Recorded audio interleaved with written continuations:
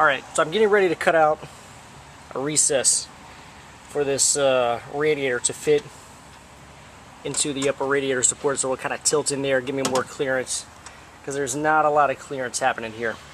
So my plan is there's a bit of a ridge right here. I'm just going to take a cutting wheel and cut straight up to here, all the way across to this side. And then I've made a little mark here where I'm going to kind of recess this in for the radiator cap to go down into. So I'm hoping that after doing all that, that'll give me the clearance I need to get my fans for my Dodge Intrepid to fit in place. So I'm going to go ahead and cut that out and see what kind of clearance I have. Alright, so what I did to try to get this radiator in was I spent like forever grinding off that little nipple that's on the front of the water pump to try to create more clearance.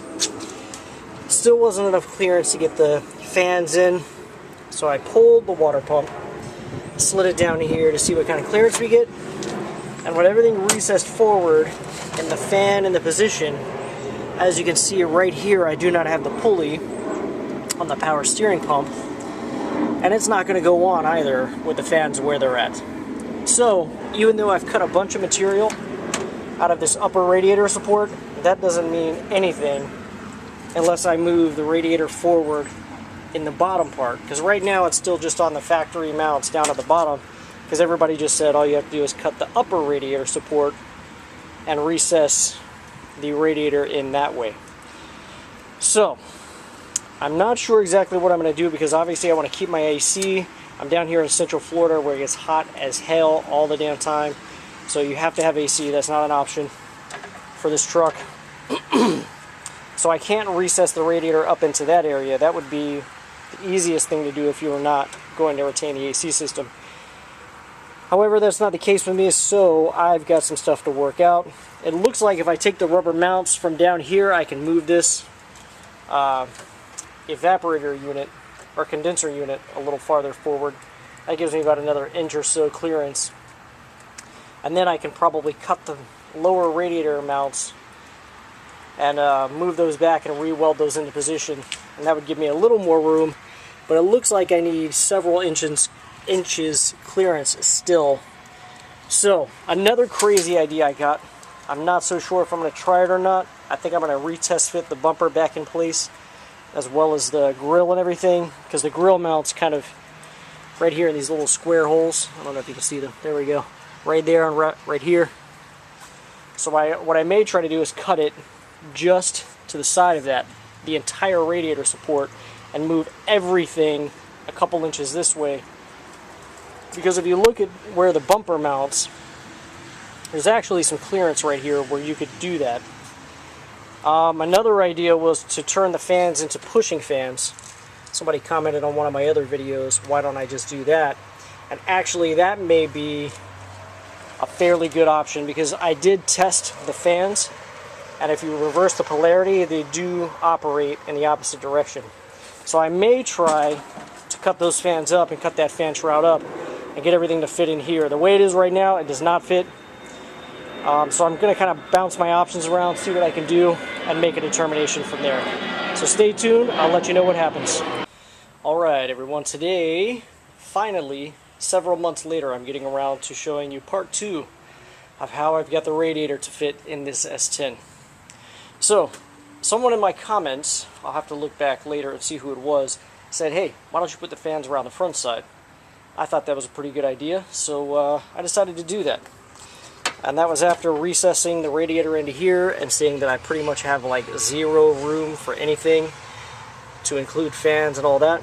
Because once I install that power steering pump pulley, there's not going to be a lot of room down there. I'm going to go to the junkyard and wrangle up one of the smaller ones that has the holes in it so that you can access the bolts.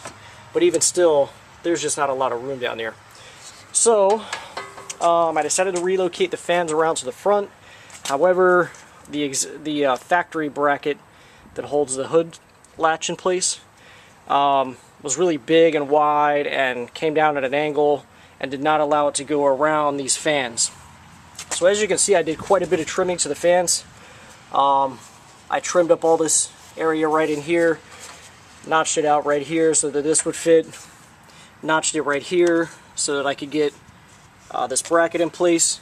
And then I took some 1/8 inch flat bar steel that I got from Home Depot and fashioned it, cut the old bracket off right here and fashioned it so that it goes around like this. Now, I was very meticulous in the way I measured this to make sure that I got all the angles correct, got everything where it needed to go. And I haven't actually tried to close the hood, but I did bring the hood pin down and it does line up perfectly right in the slot. And this is also at the same height that it was before, so I don't anticipate any problems there. If I run into something, I guess I can just notch out these holes to get a little bit of adjustability. So it was quite the pain in the butt to fabricate that, and there's probably easier ways to go about it. Oh, for mounting the fans, by the way, it's got these mounting tabs from the factory. I want these to go as forward as possible, so I'm going to get little spacers to go in here. I'm not sure what I'm going to use for that yet, but I'm going to fashion a spacer, drill a hole, and put a nut and a bolt there to hold it in position. I know they do sell a kit where you can relocate this around to the front. That way you can recess your fan in further all the way, and that will allow for the fans to fit. But I'm not sure how much that kit was, and I'm trying to keep this as low budget as possible. I'm not trying to spend like, you know, $5,000 doing this swap or something crazy.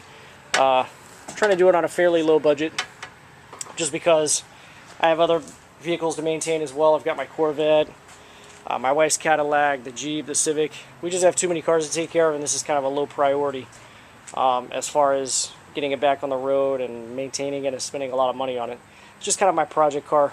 So that's how the Radiator is going to fit, though. That's going to work. It's not the most beautiful solution, but it is simple and it works, so that's what I've done. Thank you for watching. Make sure you subscribe to get some videos on getting this thing back on the road. I'm going to work on it a little bit more now that the heat is not so bad here in Central Florida. It's been 90 plus degrees every day, and I just don't want to come out here and mess around with it, completely killing myself. So now that we're getting cooler weather, stay tuned. More videos to come soon. Hopefully I'll get this thing running in the next couple months. Thank you for watching.